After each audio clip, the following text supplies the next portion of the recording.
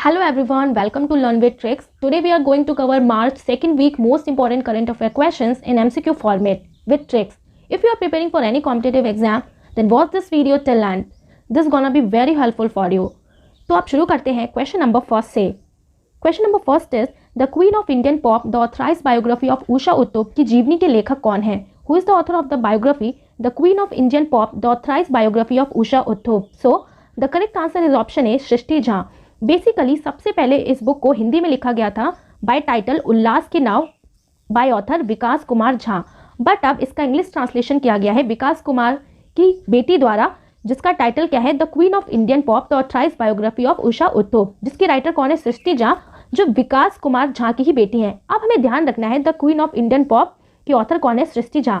तो queen of Indian pop, तो कोई भी अगर क्वीन है पॉप की तो ऑब्वियसली वो पूरी सृष्टि में क्या होगी? फेमस ही होगी, है ना. अगर वो क्वीन है पॉप की तो पूरी सृष्टि में क्या होगी? फेमस. तो बस हमें कैसे रिलेट करना है? पूरी सृष्टि में फेमस यानी कि Srishti Jha. So the answer of this question is Srishti Jha. Question number second is भारतीय रेलवे ने 2022-23 वित्तीय वर्ष में 2000 किलोमीटर के नेटवर्क में स्वदेश में विकसित स्वचालित ट्रेन सुरक्षा एटीपी प्रणाली शुरू करने की योजना बनाई है. इस प्रणाली का नाम क्या है? The Indian railway has plan to roll out this indigenously developed automatic train protection ATP system across 2000 km of network in 2022-2023 fiscal. What is the name of this system? So the correct answer is कवच. भारतीय railway ने सभी नेटवर्कों पर चरणबद्ध तरीके से स्वदेशी रूप से विकसित स्वचालित ट्रेन सुरक्षा ATP प्रणाली कवच को तैनात करने की योजना बनाई है. अब हमें पता होना चाहिए ना कि ये आखिर कवच है क्या. तो जितने भी रेल एक्सीडेंट्स होते हैं उनको ये बचाएगा. जो रेल एक्सीडेंट्स को कम करने के लिए ये कवच लेके आए हैं बाय इंडियन रेलवे. अब अगर दो ट्रेनें आपस में आमने सामने हो गई देन 380 मीटर पहले ही ट्रेनें आपस में रुक जाएंगी. ट्रेन अपने आप को ही रोक देगी. ठीक है, तो ये एज अ प्रोटेक्शन काम करेगी ट्रेन की. अगर ट्रेन को लगेगा कि कुछ गड़बड़ है तो बस कवच की तरह ये काम कर देगी. तो बस इसका आंसर भी फिर क्या हो जाएगा? कवच हो जाएगा. So the right answer of this question is कवच. इंडियन रेलवे ने ट्रेन एक्सीडेंट्स को कम करने के लिए क्या लॉन्च किया है? कवच. क्वेश्चन नंबर थर्ड इज अंतर्राष्ट्रीय महिला दिवस किस तारीख को मनाया जा रहा है? International women's day is being celebrated on which date? So the correct answer is 8 March. International women's day is celebrated annually across the world on March 8 as a symbolic reminder of the historic journey that women have taken globally. अब जितने भी women's ने अपने आप को आगे बढ़ाने में, खुद को आगे बढ़ाने में काम किया है, ग्लोबली अपना नाम कमाया है, खुद को एम्पावर किया है, उन्हीं सारी वुमेन्स को सेलिब्रेट करने के लिए इंटरनेशनल वुमेन्स डे मनाया जाता है हर साल 8 मार्च को. Question number third is question number 4 भारतीय राजनयिक मुकुल आर्य का असमय निधन हो गया. वह निम्नलिखित में से किस देश में भारतीय दूत थे? Indian diplomat Mukul Arya passed away in an untimely manner. He was an Indian envoy to which among the following countries? So option D is correct. Philistine. Mukul Arya, India's representative to Philistine, was found dead inside the Indian embassy in Ramallah, a city in Philistine. यानी कि जो मुकुल आर्य हैं अचानक से ये फिलिस्तीन की एक सिटी रामला में मृत पाए गए हैं. अब इनका नाम क्या है? मुकुल आर्य है. और ये कहाँ पे मृत पाए गए हैं? फिलिस्तीन. तो हमें याद रखना है फिलिस्तीन से यानी कि फुल आस्तीन. तो जब भी हम फुल आस्तीन की कोई भी ड्रेस पहनते हैं ना तो उसको प्रेस यानी कि उसे आयरन करना बहुत ज़रूरी होता है. तो आयरन से बस हमें क्या रिलेट रखना है? आर्य यानी कि Aryan, Arya Arya. Okay, so the answer of this question is Palestine. Question number 5 is Bharat के पहले स्वदेशी रूप से विकसित फ्लाइंग ट्रेनर का समुद्र स्तरीय परीक्षण पुडुचेरी में सफलतापूर्वक पूरा किया गया है. इस ट्रेनर एयरक्राफ्ट का नाम क्या है? The sea level trial of India's first indigenously developed flying trainer was successfully completed at Puducherry. What is the name of this trainer aircraft? So the correct answer is Hansa NG.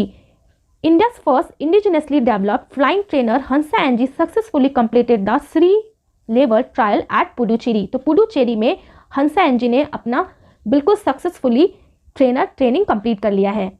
Question number 6 is the blue book a writers general किस लेखक द्वारा लिखी गई है? So the correct answer is Amitabh Kumar. Amitabh Kumar भारतीय लेखक और पत्रकार Amitabh Kumar the blue book writers general नामक एक नई किताब लेकर आए हैं. अब किसकी बात हो रही है ना यहाँ पे? अमिताभ कुमार की. और कौन सी book? The blue book. Blue book यानी कि बी यानी कि बिग बी. तो बिग बी किसे कहा जाता है? अमिताभ बच्चन को कहा जाता है. तो बस बी यानी कि Amitabh Kumar. Question number 7 is pi दिवस कब मनाया जाता है? When is pi day celebrated? So the correct answer is 14 March. Every year Pi Day is celebrated on March 14. It defines the ratio of circle circumference to its diameter and the value for pi is 3.14. अब पाई की value ही क्या होती है, 3.14 होती है. Okay, तो 3 क्या denote करता है, मार्च को, और 14 डेट को. तो बस पाई डे इस दिन सेलिब्रेट किया जाता है 14th of March. Okay, question number 8 is दूरसंचार विवाद निपाटन और अपीलीय न्यायाधिकरण के अध्यक्ष के रूप में किसे नियुक्त किया गया है. Who has been appointed as the chairperson of Telecom Dispute Settlement and Appellate Tribunal? So the correct answer is Justice D.N. Patel. The government of India has appointed Delhi High Court Chief Justice D.N. Patel as the chairperson of the Telecom Dispute Settlement and Appellate Tribunal. अब यहाँ पे किसकी बात हो रही है ना, D.N. Patel, D.N. Patel. Okay, D.N. Patel.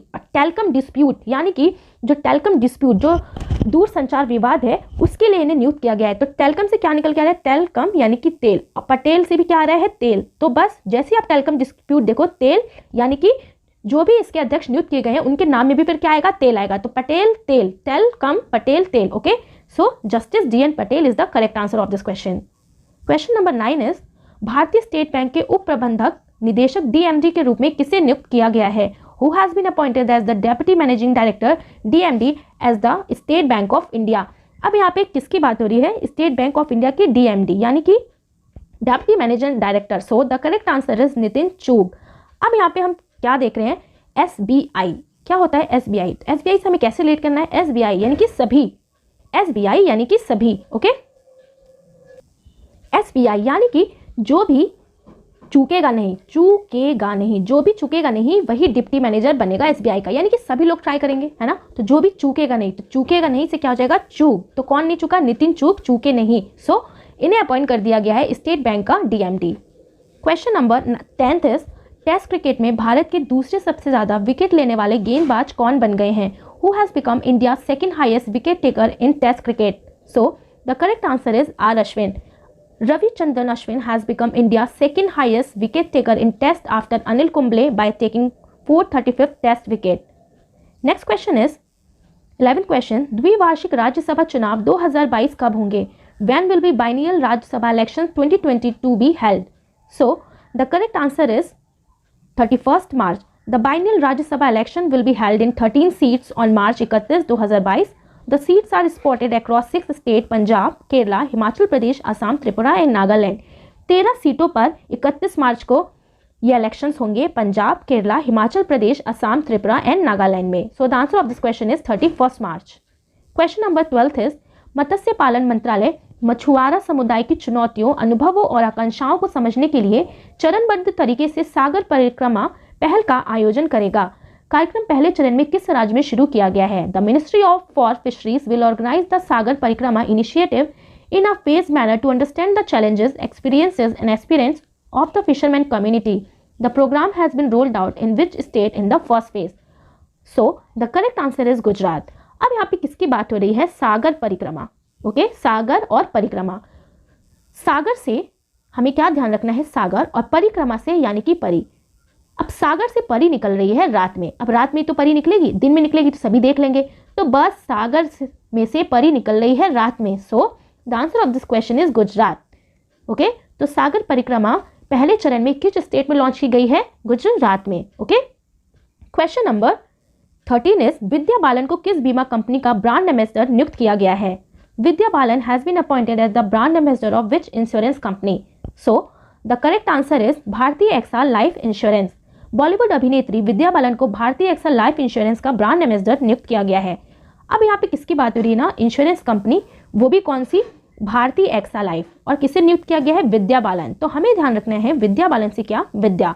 Okay, और कौन सी इंश्योरेंस कंपनी, भारतीय एक्सा.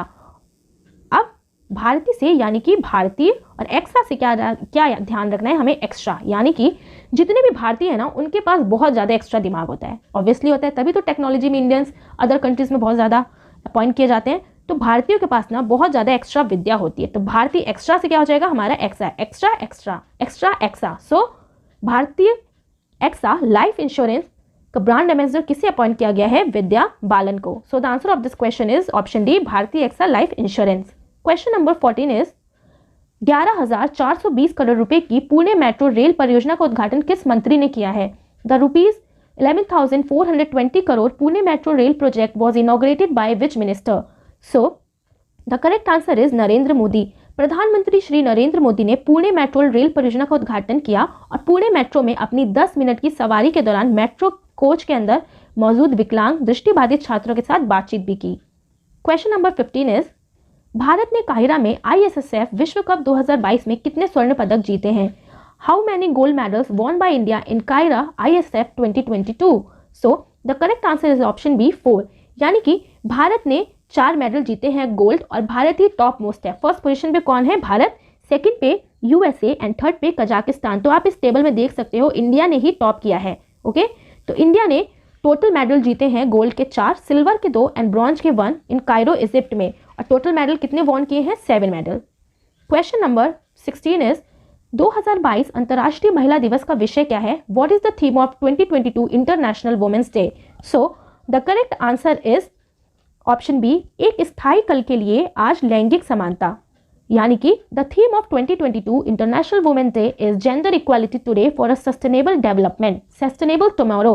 अब यहाँ पे बात हो रही है वुमेन्स डे के थीम की, तो वुमेन्स को ना अब परमानेंट कल के लिए आज इक्वालिटी चाहिए, यानी कि उनका जो कल है ना वो परमानेंट हो जाए, इसलिए उन्हें आज इक्वालिटी चाहिए, यानी कि आज लैंगिक समानता चाहिए। So the correct answer is option B, एक स्थायी कल के लिए आज लैंगिक समानता।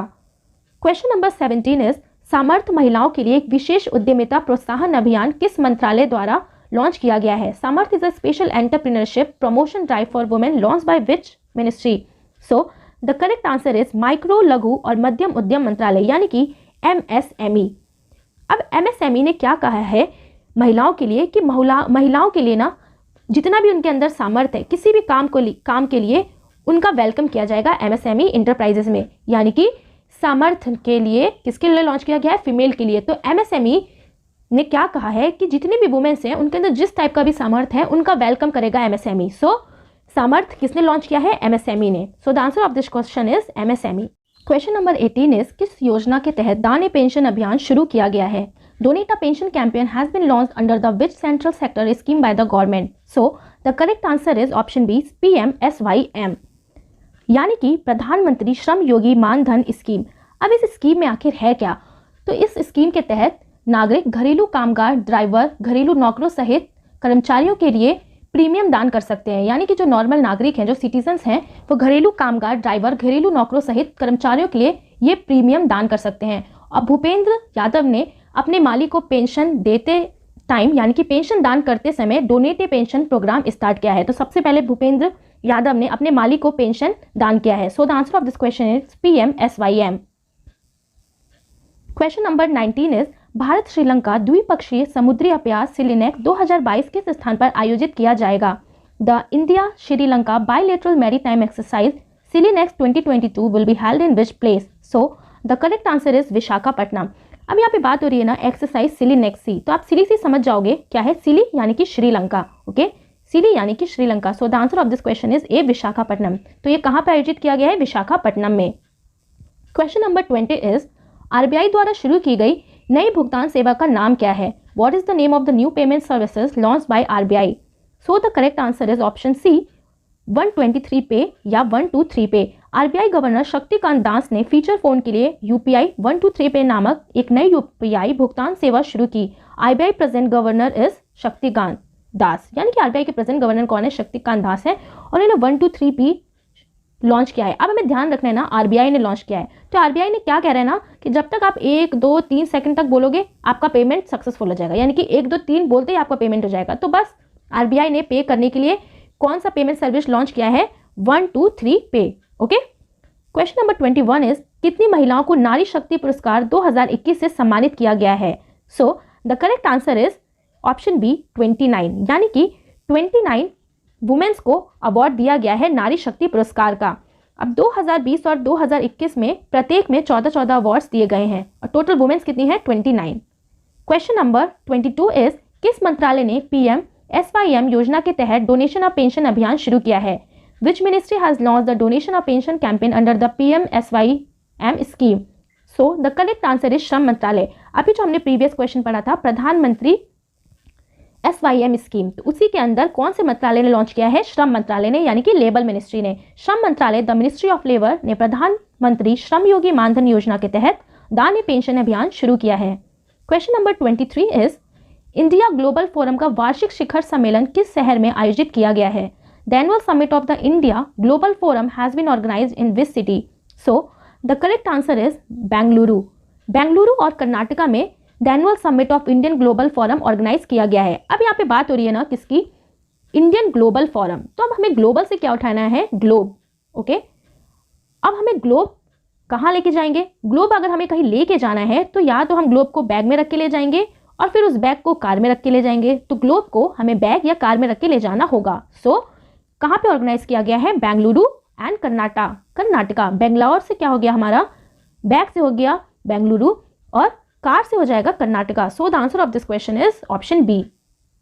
क्वेश्चन नंबर 24 इज डिजिटल भुगतान के लिए 24/7 हेल्पलाइन के लिए RBI द्वारा कौन सी पहल शुरू की गई है? So the correct answer is option A, Digi Saathi. The 24/7 helpline Digi Sati automated responses on information related to digital payment product and services are available in Hindi and English through multiple option। अब इसको भी launch किया है किसने ना? Payment RBI ने launch किया है। ओके, किसने? RBI ने। तो 24/7 यानी कि 24/7 हेल्प करेगा RBI। किसकी हेल्प देगा? यानी कि RBI हेल्प देगा किसकी? अपने साथी की। अपने साथी की हेल्प देगा। तो देगा से क्या हो जाएगा? दिगी यानी कि डिजी, और साथी की देगा यानी कि साथी। सो 24/7 ऑनलाइन पेमेंट RBI ने लॉन्च किया है। कौन सा? डिजी साथी। So the option A is correct. Question number 25 is वायुसेना अकादमी के कमांडेंट के रूप में किसे नियुक्त किया गया है? Who has been appointed as the commandant of air force academy? So the correct answer is B Chandrashekhar. Air marshal B Chandrashekhar ने वायुसेना अकादमी भारतीय वायुसेना के कमांडेंट के रूप में पदभार ग्रहण किया है। अब यहाँ पे किसकी बात हो रही है ना? वायुसेना अकादमी। अब अकादमी से हमें क्या समझ में आ रहा है? दम। अकादमी यानी कि दम। अब जिस इंसान के अंदर दम होगा ना वही एयरफोर्स में शिखर तक पहुंच पाएगा। ओके, तो बस शिखर तक कौन पहुंच पाया? बी चंद्रशेखर। ओके, इनके नाम में भी शिखर आ रहा है। So B Chandrashekhar. Question number 26 is अखिल भारतीय कार्यक्रम झरोखा कार्यक्रम के उद्घाटन समारोह से किस शहर में आयोजित किया गया है? The pan India programme Jharokha has been launched by the inaugural celebration of the program has been held in which city? अब झरोखा प्रोग्राम किस सिटी में इसका उद्घाटन किया गया है? So the correct answer is option A, Bhopal. The first event under this celebration has been organised in Bhopal, Madhya Pradesh at Rani Kamlapati railway station which also marks international women's day. जो international women's day को भी मार्क करते हुए ये झरोखा लॉन्च किया गया है, इस सेलिब्रेशन को। अब किसकी बात हो रही है ना? झरोखा की।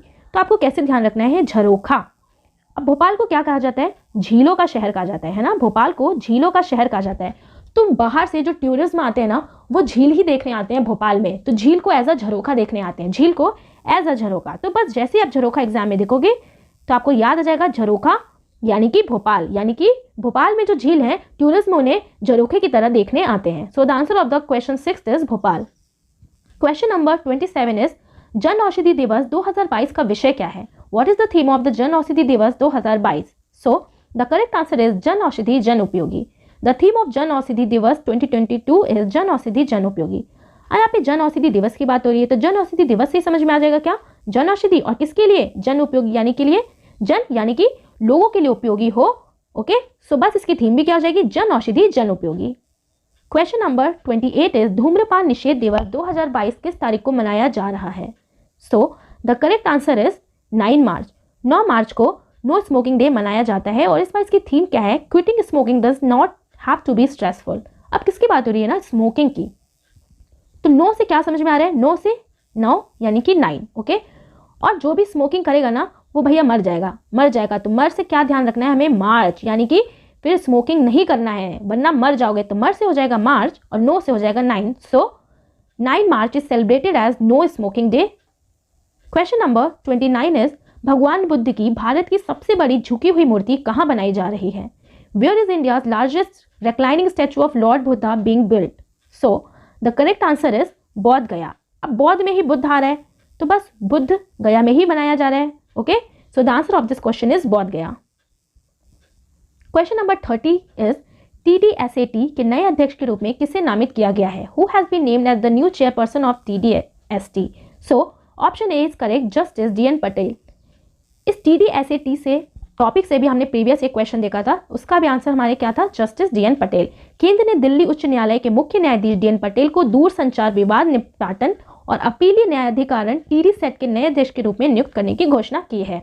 नंबर 31 इज 2022 के लिए IWOC अवार्ड के लिए किसे चुना गया है? Who has been selected for the IWOC award for 2022?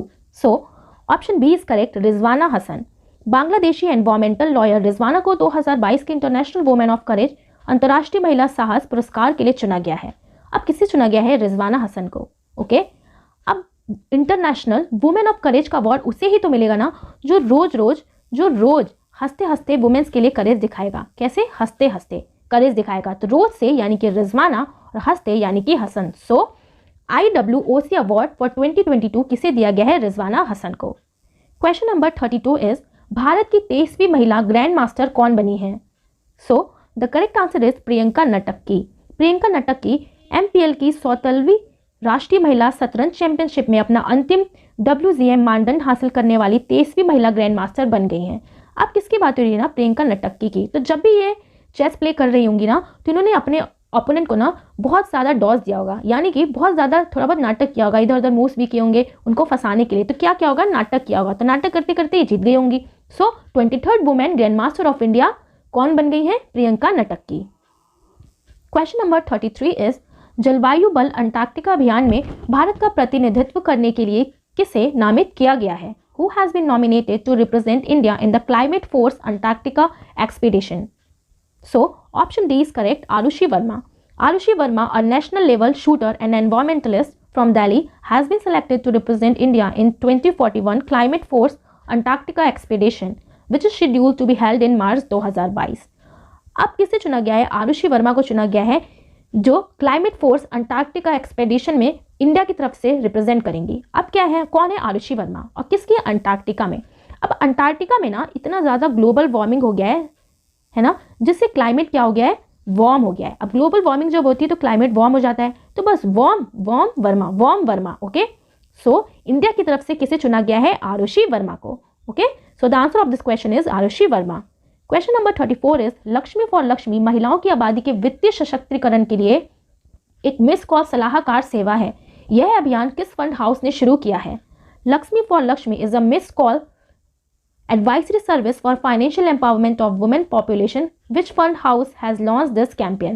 So the correct answer is HDFC Mutual Fund. तो अब हमें ध्यान रखना है कि HDFC म्यूचुअल फंड ने ये सेवा लॉन्च की है, लक्ष्मी फॉर लक्ष्मी। किसकी बात हो रही है? लक्ष्मी फॉर लक्ष्मी। तो कुछ टाइम पहले ना लक्ष्मी बॉम्ब नाम से एक मूवी आई थी। ओके, जब तक उस मूवी को ना हाई डेफिनेशन में ना देखो तब तक मज़ा नहीं आएगा। ओके, तो जब तक उस मूवी को ना हाई डेफिनेशन में ना देखो मज़ा नहीं आएगा, यानी कि HD में ना देखो। तो बस लक्ष्मी फॉर लक्ष्मी भी किस बैंक ने ये कैंपेन शुरू किया है? HD से क्या हो जाएगा हमारा? HDFC mutual fund. Okay, so the answer of this question is HDFC mutual fund. Question number 35 is किस राज्य सरकार ने कौशल्या मातृत्व योजना शुरू की है? Which state government has launch Kaushalya मातृत्व योजना? अब किसकी बात हो रही है? कौशल्य मातृत्व, यानी कि जो माता हैं उनके स्किल्स की बात हो रही है। ठीक है, उनके स्किल्स को ना कोई छीन ना पाए उनके स्किल्स को। तो इस ऐसी स्टेट ने लॉन्च किया है जो इनके स्किल्स को और प्रमोट करेगी, छीनेगी नहीं। तो छीन से क्या हो जाएगा? 36 यानी कि Chhattisgarh. Okay, so the answer of this question is Chhattisgarh, यानी छत्तीसगढ़ ने कौशल्य मातृत्व योजना शुरू की है। क्वेश्चन नंबर 36 इज प्रधानमंत्री नरेंद्र मोदी ने किस शहर में छत्रपति शिवाजी महाराज की लगभग 9.5 फीट ऊंची प्रतिमा का अनावरण किया है? Prime Minister Narendra Modi has unveiled a nearly 9.5 feet tall statue of Chhatrapati Shivaji Maharaj in which city? So the correct answer is Mumbai. अब कितनी फीट ऊंची है? 9.5 फीट ऊंची है छत्रपति शिवाजी जी महाराज जी की ये स्टैचू। तो ऑब्वियसली छत्रपति शिवाजी टर्मिनल भी कहाँ है? मुंबई में है, तो स्टैचू भी वही इनॉग्रेट की गई है मुंबई में। क्वेश्चन नंबर 37 इज FATF के नए अध्यक्ष के रूप में किसे नियुक्त किया गया है? Who has been appointed as the new president of FATF? So the correct answer is T Raja Kumar. Singapore के टी राजा कुमार को 2 साल की अवधि के लिए financial action task force FATF के अध्यक्ष के रूप में चुना गया है, जो प्रभावी रूप से पद ग्रहण करेंगे। FATF यानी कि financial action task force. Okay, तो यहाँ पे फाइनेंशियल एक्शन टास्क फोर्स की बात हो रही है। तो बस एक राजा ही होता है जिसके पास हर टास्क के लिए फोर्स हो, यानी कि एक राजा ही होता है जिसके पास हर टास्क के लिए फोर्स होता है। तो बस फाइनेंशियल एक्शन टास्क फोर्स कि न्यू प्रेसिडेंट किसे अपॉइंट किया गया है, टी राजा कुमार को। ओके, क्योंकि कोई भी टास्क हो उस चीज के लिए फोर्स हमेशा किसके पास अवेलेबल रहती है, राजा के पास। Okay, so the answer of this question is T Raja Kumar.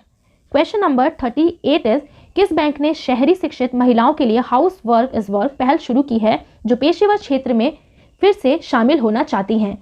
Which bank has launch the house work is work initiative for urban educated women who want to rejoin the professional space?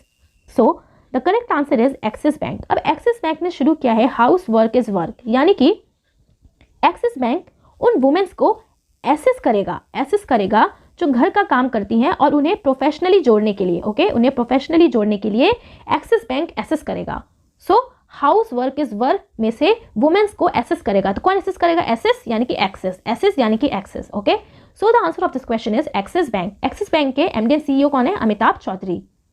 Question number 39 is mission Indradhanush में भारत के किस राज्य ने प्रथम स्थान प्राप्त किया है? Which state of India has secured the first position in mission Indradhanush? So the correct answer is Orissa. Mission Indradhanush में उड़ीसा राज्य ने पहला स्थान हासिल किया है। Orissa to provide preventive health care for mother and children and for boosting full immunisation coverage. Immunisation coverage बढ़ाने के लिए उड़ीसा गवर्नमेंट को फर्स्ट प्राइज दिया गया है मिशन इंद्रधनुष में। अब मिशन इंद्रधनुष एक हेल्थ मिशन है जो गवर्नमेंट ऑफ इंडिया ने लॉन्च की थी बाय जेपी नड्डा इन 2014 में। ओके, तब हमें ध्यान रखना है ना, मिशन इंद्रधनुष में किसने फर्स्ट पोजीशन हासिल की है? उड़ीसा ने। ओके, अब मिशन इंद्रधनुष को ना कंप्लीट करने के लिए क्या करना पड़ेगा, यानी कि इंद्रधनुष तक जाने के लिए उड़ के जाना पड़ेगा, राइट। जब इंद्रधनुष तक जाके हमें अपना मिशन कंप्लीट करना पड़ेगा ना, तो उड़ के ही जाना पड़ेगा।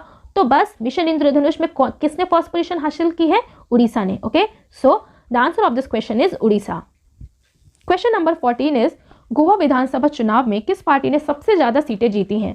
इन Goa assembly elections which party has won the highest number of seats? So the correct answer is option C, BJP. Bharatiya Janata party ने 40 सदस्यीय गोवा विधानसभा में 20 सीटें जीतकर गोवा में हैट्रिक हासिल की है। So the answer of this question is BJP. Question number 41 is Armand Gustav Mondo Duplantis ने world indoor tour silver meeting में अपने ही विश्व रिकॉर्ड को कितने सेंटीमीटर से तोड़ने के लिए 6.19 मीटर की दूरी तय की है? Armand Gustave Mondo Duplantis has covered 6.19 meters to break his own world record by how many centimeters at the World Indoor Tour Silver Meeting? World Indoor Tour Silver Meeting ने Armand Gustave ने अपने ही record को तोड़ा है, तो कितने centimetre से तोड़ा है? So option D is correct, 1 centimetre. Okay, और इन्हें कितनी दूरी तय की है? 6.9 मीटर की दूरी तय की है, 6.19। ओके, और अपने ही रिकॉर्ड को तोड़ दिया है by 1 centimetre. Question number 42 is वर्तमान राष्ट्रपति मून जे इन की जगह लेने के लिए दक्षिण कोरिया के नए राष्ट्रपति के रूप में किसे चुना गया है? Who has been elected as the new president of South Korea to replace incumbent president Moon Jae In? So the correct answer is option D, Yoon Suk Yeol. यानी कि मून जे इन की जगह अब कौन लेगा प्रेसिडेंट के रूप में? You Suk Yol. तो अब हमें ध्यान रखना है ना कोरिया। तो कोरिया से हमें क्या ध्यान रखना है ना? कोरिया। तो जब भी हम कोरियर करते हैं ना किसी को, तो मेनली हमें कौन सा एनवलप दिया जाता है? येलो कलर का। ओके, एनवलप कौन से कलर का दिया जाता है? येलो कलर का। तो बस येलो यानी कि योल, येलो योल, येलो योल। तो बस जैसे ही आप कोरिया देखोगे ना, साउथ कोरिया, तो कोरिया से क्या हो जाएगा? योल, यानी कि कोरियर करने के लिए येलो लिफाफा, तो येलो से Yeol. So the answer of this question is option D. और साउथ कोरिया की कैपिटल क्या है? सियोल। क्वेश्चन नंबर 43 इज उत्तर प्रदेश के मुख्यमंत्री ने उत्तर प्रदेश चुनाव 2022 किस सीट से लड़ा था? Uttar Pradesh chief minister had contested UP election 2022 from which seat? So the correct answer is Gorakhpur. Gorakhpur से योगी आदित्य ने अपनी सीट लड़ी थी यूपी चुनाव के लिए। योगी आदित्य ने अपने गढ़ गोरखपुर अर्बन से यूपी चुनाव 2022 लड़ा है। अब गोरखपुर में एक स्पेशल टाइप की मिट्टी है, टेराकोटा। ओके, तो उसे जीआई टैग दिया गया है। सो टेराकोटा कहाँ की मिट्टी है? गोरखपुर की, जिसे जीआई टैग मिला हुआ है। ओके, क्वेश्चन नंबर 44 इज किस राज्य ने दूसरी बालिका के जन्म पर महिलाओं को 5,000 रुपए की सहायता प्रदान करने के लिए कौशल्य मातृत्व योजना नाम से एक योजना शुरू की है? Which state has launch a scheme named Kaushalya Matritva Yojana to provide ₹5,000 support to women on the birth of a second girl child? जब दूसरी गर्ल चाइल्ड होगी ना, तो ये गवर्नमेंट 5,000 रुपए देगी कौशल मातृत्व योजना के तहत, अभी हमने पीछे भी पढ़ा था कौशल्य मातृत्व योजना, यानी कि जो माताएं हैं उनके स्किल्स को कम नहीं करने देगी, यानी कि छन्नी नहीं करने देगा, ठीक है, छीनने नहीं देगा। तो कौन नहीं छीनने देगा? छत्तीसगढ़। तो यही उसी योजना से रिलेटेड है कि जब दूसरा बच्चा लड़की होगी, जब सेकंड गर्ल चाइल्ड होगी तो 5,000 रुपए की सहायता प्रदान की जाएगी। ओके, छत्तीसगढ़ की कैपिटल है रायपुर और छत्तीसगढ़ के सीएम कौन है? Bhupesh Baghel. Question number 45 is ACI द्वारा वर्ष 2021 के एक्सयू सर्वेक्षण में कितने हवाई अड्डों को आकार और क्षेत्र द्वारा सर्वश्रेष्ठ हवाई अड्डा के रूप में सम्मानित किया गया है? How many airport have been awarded as among the best airport by size and region by the ACI in it ASQ survey of the year 2021? यानी कि वो कौन से एयरपोर्ट हैं जिन्हें best airport by size and region दिया गया है? सो टोटल नंबर ऑफ एयरपोर्ट्स हैं 6। ओके, और वो एयरपोर्ट हैं Chhatrapati Shivaji Maharaj terminal, Indira Gandhi international airport Delhi, Rajiv Gandhi Hyderabad international airport, Cochin international airport, Sardar Vallabh Bhai airport Ahmedabad, Chandigarh airport. Okay, तो कितने एयरपोर्ट हैं? 6 एयरपोर्ट हैं। क्वेश्चन नंबर 46 इज तीसरा राष्ट्रीय युवा संसद महोत्सव 10 और 11 मार्च 2022 को कहां आयोजित किया गया है? Where is the third national youth parliament festival held on 10th and 11th March 2022? So the correct answer is Nai Delhi. राष्ट्रीय युवा सांसद महोत्सव का तीसरा संस्करण संयुक्त रूप से लोकसभा सचिवालय और युवा मामले और खेल मंत्रालय द्वारा 10 और 11 मार्च 2022 को संसद के सेंट्रल हॉल नई दिल्ली में आयोजित किया जाता है। और दिल्ली के सीएम कौन है? अरविंद केजरीवाल। और लेफ्टिनेंट गवर्नर कौन है? अनिल बैजल। तो कहां पे किया गया है? दिल्ली में। क्वेश्चन नंबर 47 इज किस राज्य सरकार ने भारत की सबसे बड़ी तैरती सौर ऊर्जा परियोजना का उद्घाटन किया है? Which state government has inaugurated India's largest floating solar power plant? So the correct answer is Tamil Nadu. Tamil Nadu के सीएम कौन है? MK Stalin. अब हमें ध्यान रखना है ना, तमिलनाडु में ये पहला तैरता हुआ सोलर पावर प्रोजेक्ट का इनॉग्रेशन किया गया है। तो भारत में ना सबसे ज्यादा गर्मी 2 स्टेट में पड़ती है, एक राजस्थान और एक तमिलनाडु। ओके, अब राजस्थान में तो पानी की कोई व्यवस्था है नहीं, राजस्थान में पानी तो है नहीं, तो यहाँ पे तो फ्लोटिंग सोलर पावर प्रोजेक्ट लगा ही नहीं सकते। तो तमिलनाडु में तो पानी भी है, तो बस तमिलनाडु में ये सेटअप किया गया है क्योंकि यहाँ पे गर्मी भी बहुत पड़ती है, सोलर लाइट भी बहुत मिलेगी और पानी भी है। So the answer of this question is Tamil Nadu. और इसमें कितने रुपए खर्च हुए हैं? 150.4 करोड़ रुपए। क्वेश्चन नंबर 48 इज कार्यबल में महिलाओं की ताकत बढ़ाने के लिए राज्य द्वारा वाव कार्यक्रम शुरू किया गया है। द वाव programme has been launched by which state to increase the strength of women in the workforce? So the answer of this question is Karnataka. Karnataka सरकार ने महिलाओं के लिए एक समान, समावेशी और समान दुनिया बनाकर कार्यस्थलों में अपने कार्यबल की ताकत बढ़ाने के लिए महिला @ कार्यक्रम वह कार्यक्रम शुरू किया है। ओके, तो इसी कार्यक्रम का और क्या नाम है? महिला यानी कि वुमेन @ कार्यक्रम। ओके, अब यहाँ पे ना प्रोग्राम है वाव प्रोग्राम। तो जब भी हम कोई नाटक देखते हैं ना, प्रोग्राम का मतलब ही क्या हुआ? कोई नाटक। जब भी कोई हम नाटक देखते हैं वो अच्छा होता है तो क्या कहते हैं? वाव। ओके, तो बस वाव प्रोग्राम से क्या याद रखना है? प्रोग्राम यानी कि नाटक। सो कहाँ पे ये लॉन्च किया गया है? कर्नाटका में। So the answer of this question is Karnataka. Question number 49 is on board my years in BCCI किस व्यक्ति की आत्मकथा है? On board my years in BCCI is autobiography of which person? So the correct answer is Ratnakar Shetty. अब रत्नाकर शेट्टी की ये autobiography है, तो हमें कैसे ध्यान रखना है? On board my years in BCCI। अब BCCI ना क्रिकेट का एक प्लेटफॉर्म है ना, क्रिकेट की संस्था है और क्रिकेट में तो बहुत ही ज़्यादा पैसा है। तो क्रिकेट के बोर्ड में अगर कोई घुस गया ना तो वो बिल्कुल रतन टाटा जैसा क्या हो जाएगा? अमीर हो जाएगा। रतन टाटा जैसा क्या? अमीर हो जाएगा और बिल्कुल सेठ की तरह उसकी लाइफ हो जाएगी। सो the correct answer of this question is Ratnakar Shetty. Question number 50 is किस राज्य ने महिलाओं को जीवन के विभिन्न क्षेत्रों में उनके योगदान के लिए सम्मानित करने के लिए सुषमा स्वराज पुरस्कार नामक एक नए पुरस्कार के निर्माण की घोषणा की है? सो which state has announced the creation of a new award named Sushma Swaraj Award to honor women for their contribution to different walk of life? So the correct answer is Haryana. Haryana के मुख्यमंत्री मनोहर लाल खट्टर ने सुषमा स्वराज पुरस्कार नाम से एक नए पुरस्कार की घोषणा की है।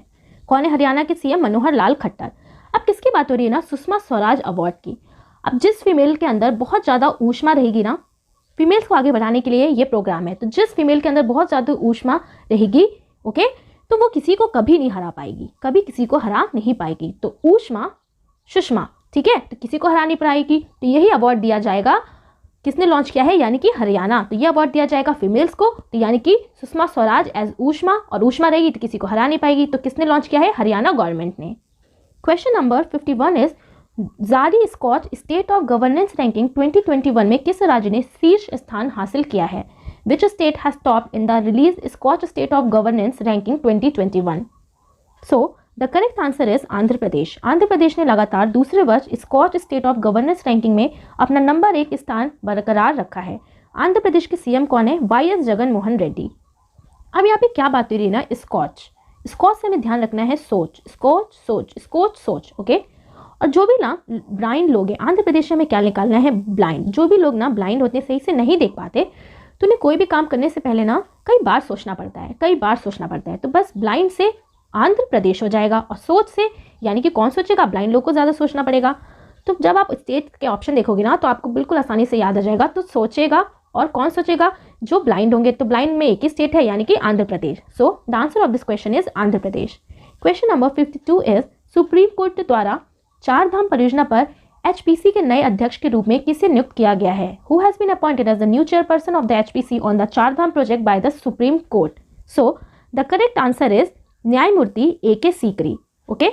भारत के सर्वोच्च न्यायालय ने चार धाम परियोजना की उच्च अधिकारी प्राप्त समिति एचपीसी के अध्यक्ष के नए रूप में न्यायमूर्ति सेवानिवृत्त ए.के. सीकरी को नियुक्त किया है।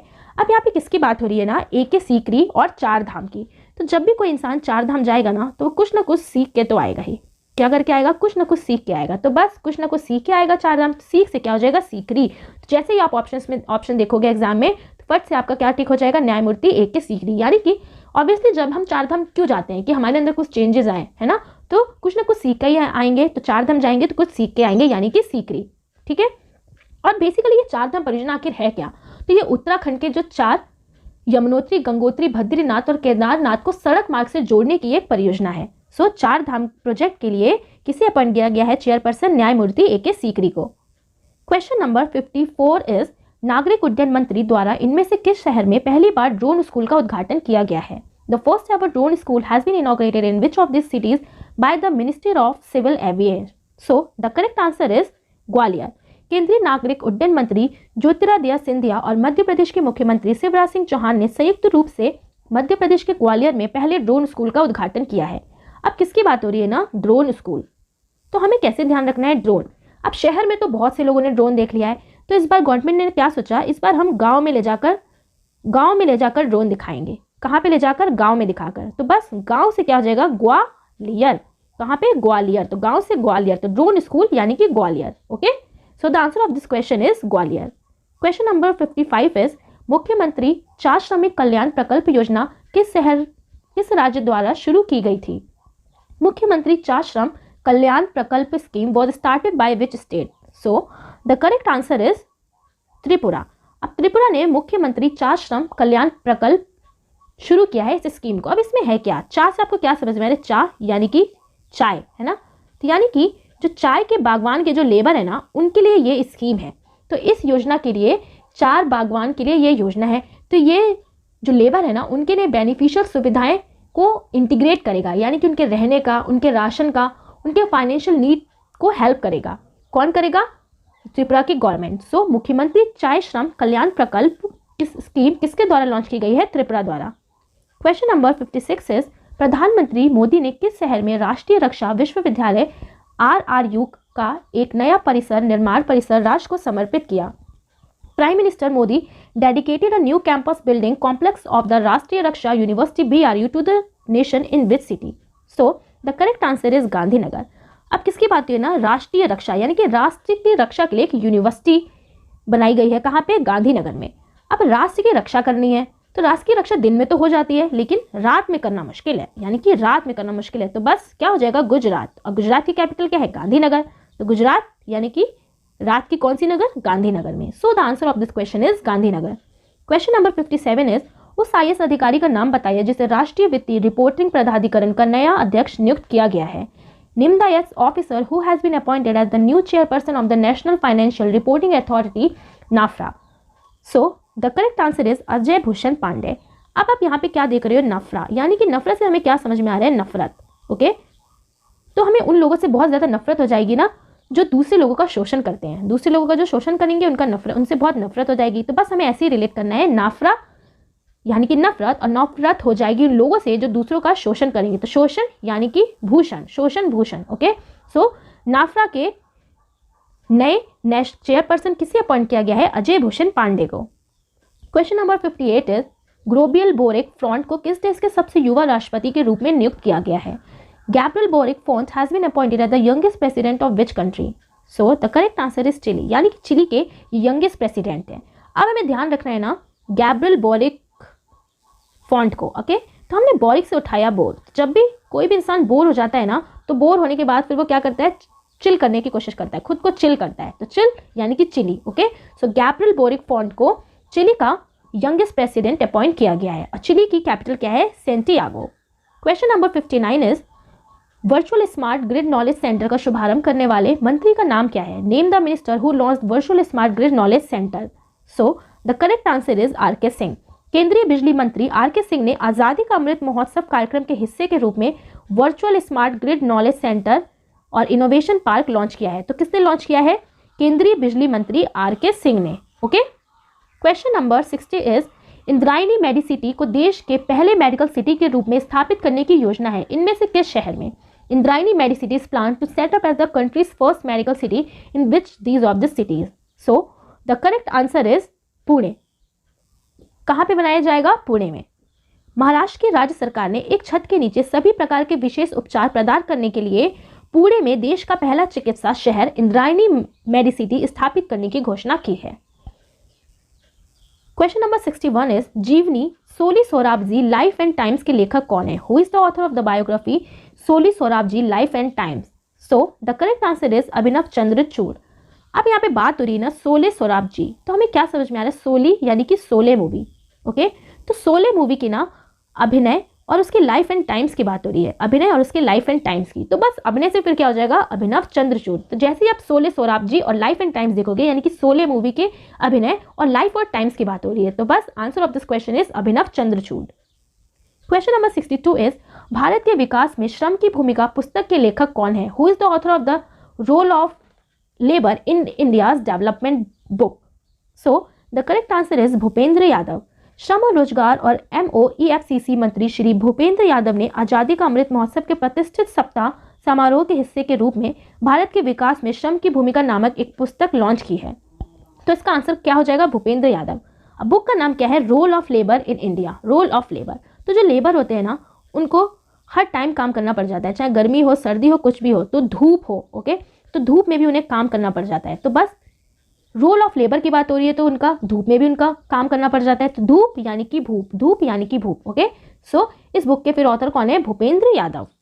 Question number 63 is QR code आधारित GI टैग हाथ से बने हुए कश्मीरी कालीन की पहली खेप किस देश को निर्यात की गई है?